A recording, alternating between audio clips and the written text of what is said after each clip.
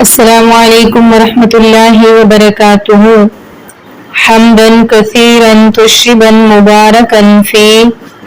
اللہم صلی وسلم علی نبینا محمد۔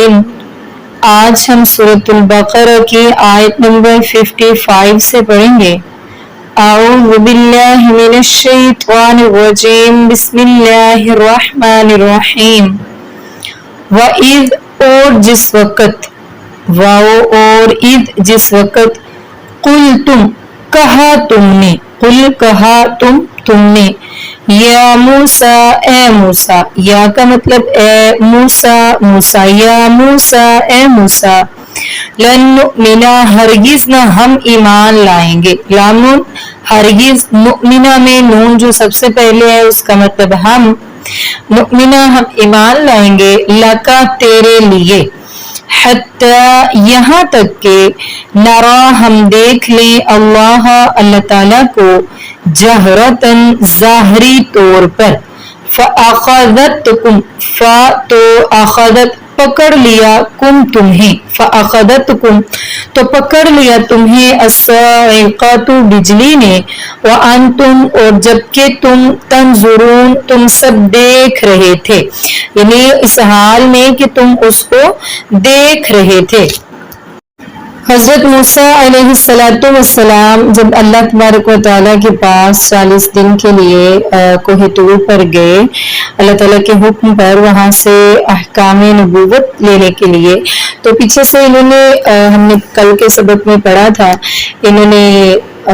شروع کر دی بچڑے کی پوجا وغیرہ۔ جب واپس آئے حضرت موسیٰ علیہ السلام ان کے اس گناہ کی معافی کے بعد جب بتایا کہ اس طرح اللہ تعالیٰ نے یہ احکام دیے ہیں مجھے، تو یہ اتنے بدبخت لوگ تھے کہ حضرت موسیٰ علیہ السلام کی زبان پر بھی اعتبار نہ کرتے تھے۔ جب موسیٰ علیہ السلام نے کتاب پیش کی ان کے سامنے تو کہنے لگے ہمیں کیسے معلوم ہو سکتا ہے کہ کتاب واقعی اللہ تعالیٰ کی طرف سے نازل کردہ ہے، اور ہمیں کیسے معلوم ہو سکتا ہے کہ واقعی آپ اللہ تعالیٰ سے ہم کلام ہوئے ہیں۔ اس صورتحال سے موسیٰ علیہ السلام سخت پریشان ہوئے، تو اللہ تعالیٰ نے انہیں فرمایا کہ 70 آدمیوں کو بھی اپنے ساتھ طور پہاڑ پر لے آؤ۔ حضرت موسیٰ علیہ السلام اللہ تعالیٰ کے حکم سے اپنی قوم سے 70 آدمیوں کو لے کر کوہ طور پر گئے۔ وہاں پر حضرت موسیٰ علیہ السلام ان کو اس لیے لے کر گئے تاکہ یہ اپنے ہوش و حواس کے ساتھ اللہ تعالیٰ کے کلام کو سن لیں۔ پھر جب انہوں نے کلام الہی سن لیا تو کہنے لگے موسیٰ ہم کیسے یقین رکھ سکتے ہیں کہ پردے میں تم اللہ تعالیٰ سے گفتگو کر رہے تھے، ہم تو تب تک تجھ پر ایمان نہیں لائیں گے حتی نر اللہ جہرا، جب تک ہم اللہ تعالیٰ کو ظاہری طور پر نہیں دیکھ سکتے ہیں۔ تو جب انہوں نے اتنی ہٹ درمی دکھائی فَأَخَذَتْكُمُ الصَّاعِقَةُ وَأَنْتُمْ تَنظُرُونَ، پھر اللہ تبارک و تعالیٰ کی طرف سے ان پر ہوا یہ کہ چونکہ ان کا یہ مطالبہ ہے بنا قابل اور انتہائی جہالت پر مبنی تھا، اور حضرت موسیٰ علیہ السلام نے جب اپنی قوم کا مطالبہ اللہ تعالیٰ کے سامنے پیش کیا تو اللہ تعالیٰ نے فرمایا ٹھیک ہے ادھر تم دیکھو اس طرف، تو وہاں پر تجلی ہوگی، یعنی ایک بجلی کی مانند آئے گی، اگر تم اس کی تاب لا سکے تو گویا مجھے دیکھ لو گے۔ سب دیکھ رہے تھے، دوسرے لوگ تو دوسرے، حتیٰ کہ حضرت موسیٰ علیہ السلام بھی اللہ کی تجلی کی تاب نہ لا سکے اور بے ہوش ہو کر گر گئے، پہاڑ بھی ریزہ ریزہ ہو گیا جس پر تجلی پڑی۔ تو یہ جو ساتھ گئے ہوئے تھے، جب حضرت موسیٰ علیہ السلام بھی بے ہوش ہو گئے، پہاڑ بھی ریزہ ریزہ ہو گیا، تو یہ لوگ کیسے بچ سکتے تھے؟ یہ سب بھی 70 کے 70 آدمی وہاں پر ہی بے ہوش ہو کر گر گئے۔ اللہ تعالیٰ فرماتے ہیں ثم پھر بعثناکم ہم نے زندہ کیا تمہیں، یعنی دوبارہ اٹھایا ہم نے تمہیں،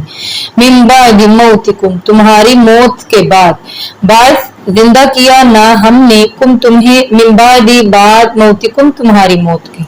لعلکم شاید کہ تم، یتا کہ تم، تشکرون تم سب شکر گزار بن جاؤ۔ اب جب سب حضرت موسیٰ علیہ السلام کی قوم کے وہی 70 آدمی جو ان میں سے ذرا اعلیٰ تھے، باقی قوم سے ذرا بہتر تھے اور ان کے ذرا سردار سمجھے جاتے ہیں، نیک لوگ تھے، جو وہ سب کے سب اس طرح گر پڑے تو حضرت موسیٰ علیہ अलैहिस्सलाम को फिक्र हुई कि वापस अपनी कौम को जाकर वो क्या कहेंगे। हज़रत मूसा अलैहिस्सलाम ने अल्लाह ताला से दुआ की और फरमाया, अल्लाह अगर ये तेरी मशीयत थी तो आज से पहले इन्हें और मुझे भी क्यों हलाक ना कर दिया, कि आज ही तो इन नादान लोगों की बात पर हमें हलाक करता है। अल्लाह ताला ने हज़रत मूसा अलैहिस्सलाम की दुआ को कबूल फरमाकर इन्हें दोबारा जिंदा किया। अल्लाह ताला फरमाते हैं, हमने तुम्हें तुम्हारी मौत के बाद दोबारा तुम्हें जिंदा किया ताकि तुम अब तो कम से कम मतलब सब कुछ अपनी आंखों से देख लेने के बाद, अपने कानों से सुन लेने के बाद अब तो तुम अल्लाह ताला की शुक्रगुजार बंदे बन जाओ और मूसा अलैहिस्सलाम का दीन की खिदमत में साथ दो। और फिर अल्लाह ताला मज़ीद फरमाते हैं कि वज़ल्ललना, और साया किया हमने, अलैकुम तुम पर, अल-गमाम बादलों का, व अंज़लना और नाजिल किया हमने, अलैकुम तुम पर, मन्ना मन व सलवा और सलवा, कुलू तुम सब खाओ, मिन तय्यिबाति पाकीज़ा चीजों से, माँ जो रज़क़नाकुम रज़क़ रिस्क दिया है, ना हमने कुम तुम्हें, माँ रज़क़नाकुम जो रिस्क दिया है हमने तुम्हें, व मा ज़लमूना और नहीं हमने जुल्म किया, वलाकिन और लेकिन, कानू वो सब थे, अनफुसहुम अपने आप पर, यज़लिमून खुद ही जुल्म करते। अब हुआ ये कि हज़रत मूसा अलैहिस्सलाम की कौम जब फिरौन से हज़रत मूसा अलैहिस्सलाम इन्हें लेकर आए, उनसे आजाद करवाया, तो इनको कहा गया कि वो जंग करें। तो इन्होंने क्या किया, इन्होंने जहाद से इनकार कर दिया। ये वाकया इंशाल्लाह हम सूरह माइदा में पढ़ेंगे मुकम्मल, लेकिन इधर शॉर्टकट में आपको थोड़ा सा बता देती हूँ कि मूसा अलैहिस्सलाम जब बनी इसराइल को लेकर एक जंगल में आए जिसका नाम वादी सीना था, यानी उस जंगल का नाम, जिस जंगल में जिस मैदान में फिरौन से अपनी कौम को आजाद करवा कर लाए थे, जब उस वक्त वादी सीना में पहुंचे तो उस वक्त इनकी बनी इसराइल की कौम लाखों की तादाद में थी। मूसा अलैहिस्सलाम ने जब अल्लाह ताला के हुक्म से इनको मुल्क शाम पर हमला करने के लिए कहा, क्योंकि यही तो वो मुल्क था ना जिसका इनसे वादा किया गया था, तो इन्होंने जब जंग का कहा तो ये कहने लगे, मूसा वहां पर तो बड़े जाबिर और जालिम किस्म के लोग रहते हैं, हम इनके मुकाबला की सख्ती नहीं रखते हैं, अगर ये हमला इतना ही जरूरी है ना तो जाओ तुम और तुम्हारा परवरदिगार दोनों जाकर उनसे जंग करो, हम तो यहाँ ही बैठे हुए हैं। इनका ये जवाब इन्हीं की बुज़दिली को जाहिर कर रहा था, और ये वही बुज़दिली थी जो मुद्दतों फिरौन की गुलामी में रहने की वजह से इनमें पैदा हो चुकी थी। इस जवाब पर अल्लाह ताला ने इनके लिए मुल्क शाम की फतह को 40 साल तक के लिए इन पर मौखर कर दिया, ताकि कमोबेश 40 साल तक का अरसा ये वहां पर रहे। और ये जो बुज़दिल नस्ल फिरौन की गुलामी में रहकर आई हुई है, ये मर खप जाए, आइंदा जो इनसे नस्ल पैदा हो वो इस आजाद फिजा में पैदा हो और उनमें कुछ हिम्मत और जुर्रत पैदा हो और जहाद के काबिल बन जाए। अब सवाल ये था कि इस बियाबान में ना तो इनके लिए कोई मकान था और ना ही कोई सामान था जिसको ये लोग पहनते या खाते पीनते, और लोग भी लाखों की तादाद में थे। तो अल्लाह तबारक व तआला ने इन पर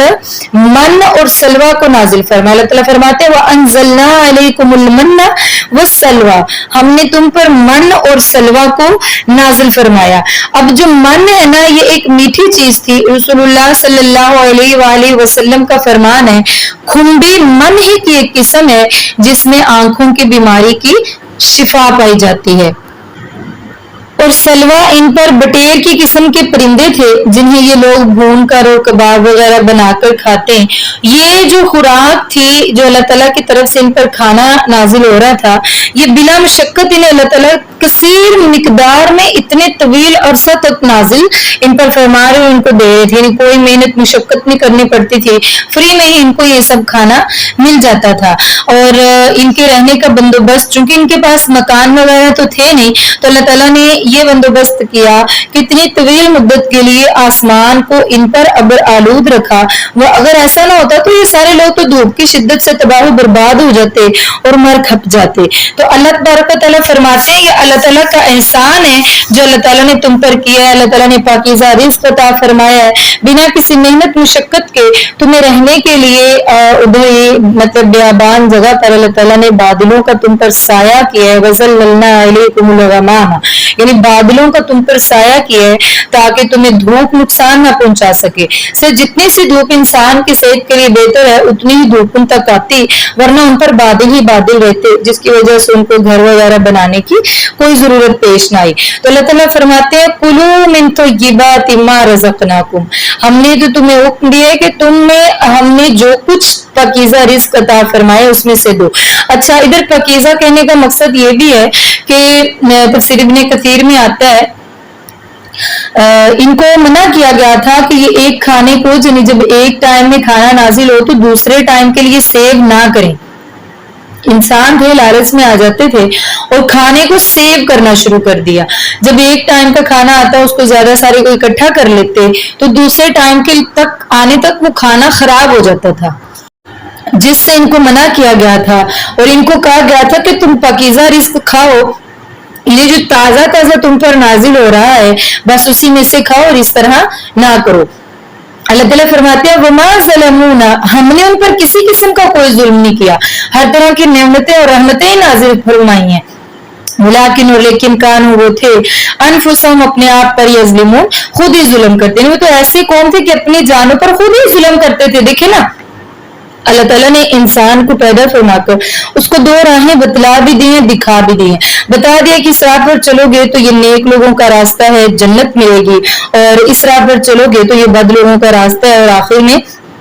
جہنم ملے گی. پہلا راستہ جو ہے اس کا بدلہ بہت اچھا ہوگا اور دوسرا راستہ جو ہے اس کا بدلہ نہایت ہی برا ہوگا. اب یہ انسان پہ ڈیپینڈ کرتا ہے نا, اللہ تعالیٰ نے عقل بھی دے دی, راستے بھی دکھا دیے, تو یہ انسان پہ ڈیپینڈ کرتا ہے وہ اپنے آپ پہ ظلم کرے یا اپنے آپ پہ رحم کرے. رحم کرے گا تو نیک لوگوں کے راستے پر چاہے کتنی مشکلات کا سامنا کیوں نہ کرنا پڑے جنت کے راستے پر چلے گا. اور اگر اس نے اپنے آپ کے لیے برا راستہ اختیار کر لیا تو گویا اس نے اپنے آپ پر ظلم کیا. حضرت جبرائیل علیہ السلام نے جب جنت اور جہنم دیکھی اور ان کے راستے بھی دیکھے نا تو حدیث میں آتا ہے کہ انہوں نے کہا کہ جنت کا راستہ بہت خاردار ہے, یعنی جگہ جگہ پر مشکلیں ہیں, پریشانیاں ہیں, کسی قسم کی ٹینشنز ہیں. لیکن جو بندہ ان ٹینشن پریشانیوں اور خاردار راستوں سے گزر جائے گا تو پھر اس کے لیے ایسے جنت تک کہ وہ ہمیشہ ہمیشہ کے لیے بھول جائے گا ان پریشانیوں کو. اور جو جہنم کا راستہ ہے وہ بڑا مزین ہے, جگہ جگہ پر خوشیاں وغیرہ وغیرہ اس طرح کی چیزیں ہیں. شیطان چونکہ گرگلاتا ہے نا جہنم والے راستے پہ,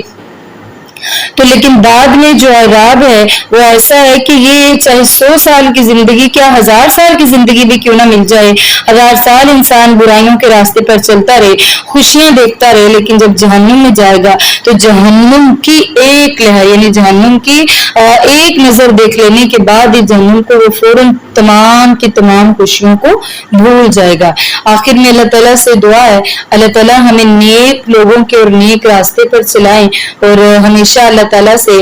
جنت الفردوس کا سوال بھی کرنا چاہیے. رسول اللہ صلی اللہ علیہ وآلہ وسلم کا فرمان بھی ہے کہ جنت الفردوس جنت کا سب سے اعلیٰ درجہ ہے, تو اللہ تعالیٰ سے اس کو مانگنا چاہیے. اور یہ بھی ہے کہ جو بندہ 3 دفعہ جہنم سے پناہ مانگتا ہے نا, وہ کہتے ہیں اللہم اجرنی من النار, تو جہنم بھی اس سے پناہ مانگتے اور کہتی ہے اللہ یہ مجھ سے پناہ مانگتا ہے تو اس کو مجھ سے بچا لے. اور جو بندہ صدقے دل سے جنت کے